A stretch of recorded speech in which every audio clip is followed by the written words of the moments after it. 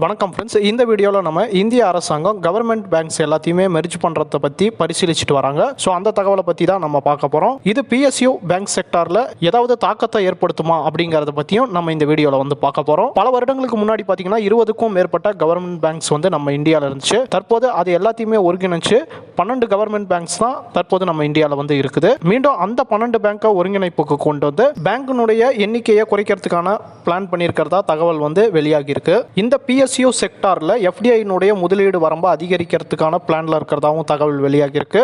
அது போக வரப்போற பேங்க் ஒருங்கிணைப்புல சிறிய பேங்க் எல்லாத்தையுமே பெரிய பேங்க் கூட மெர்ஜ் பண்றதுக்கான வாய்ப்புகள் அதிகமாக இருக்கு. இந்த மெர்ஜருக்கான முக்கியமான காரணம் இந்தியாவில் பேங்கினுடைய எண்ணிக்கையை குறைக்கவும் மற்ற சர்வதேச பெரிய பேங்குகளுடைய காம்படிட் பண்றதுக்காகவும் இது போல முயற்சிகளை வந்து நம்ம இந்திய அரசாங்கம் எடுத்துட்டு வராங்க. இப்போ நம்ம சொன்ன தகவல் எதுவுமே பார்த்தீங்கன்னா அதிகாரப்பூர்வ அறிவிப்பா வெளியாகல. இதை சம்பந்தப்பட்ட சில விஷயங்கள் வந்து வெளியாகி இருக்கு. ஸோ இது அஃபிஷியலா நம்ம வெளியாகிறப்ப இதை பற்றி நம்ம டீட்டெயிலாக தெரிஞ்சுப்போம். நிறைய பேருக்கு இருக்கிற கொஷன் என்ன அப்படின்னா, இப்போ இன்கேஸ் ஒருத்தவங்க யூகோ பேங்க் வச்சிருக்காங்க அப்படின்னா அது வந்து ஸ்டேட் பேங்க் கூட மெர்ஜ் ஆகுதுன்னு நம்ம வந்து வச்சுக்கலாம். இப்போ யூகோ பேங்க் வச்சிருக்கவங்க எவ்வளவு ஷேர்ஸ் வச்சிருக்காங்க அப்படிங்கிறத அதுக்கு தகுந்தபடி அவங்களுக்கு ஸ்டேட் பேங்க்கினுடைய ஷேர்ஸ் வந்து கிடைக்கும்.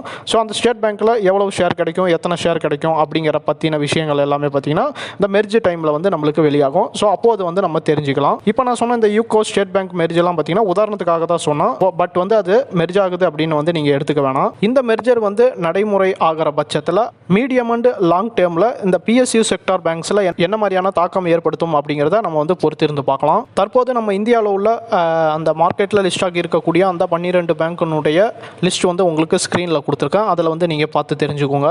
இது போல பங்குச்சந்தை சம்பந்தப்பட்ட தகவல்லாம் நீங்க தொடர்ந்து தெரிஞ்சுக்கணும் அப்படின்னா புரோக்கரேஜ் ஃப்ரீ அப்படிங்கிற நம்ம சேனலை மறக்காம சப்ஸ்கிரைப் பண்ணிக்கோங்க. பங்குச்சந்தையில் முதலீடு பண்ண ட்ரேட் பண்ண உங்களுக்கு டிமேட் அக்கௌண்ட் அவசியம். உங்ககிட்ட ஒருவேளை டிமேட் அக்கௌண்ட் இல்லைனா இந்தியாவுடைய முன்னணி புரோக்கரா ஜெரோதா இருந்துட்டு இருக்காங்க. ஸோ ஜெரோதாவுடைய தமிழ்நாடு பார்ட்னரா புரோக்கரேஜ் ஃப்ரீயான நாங்கள் இருக்கோம்.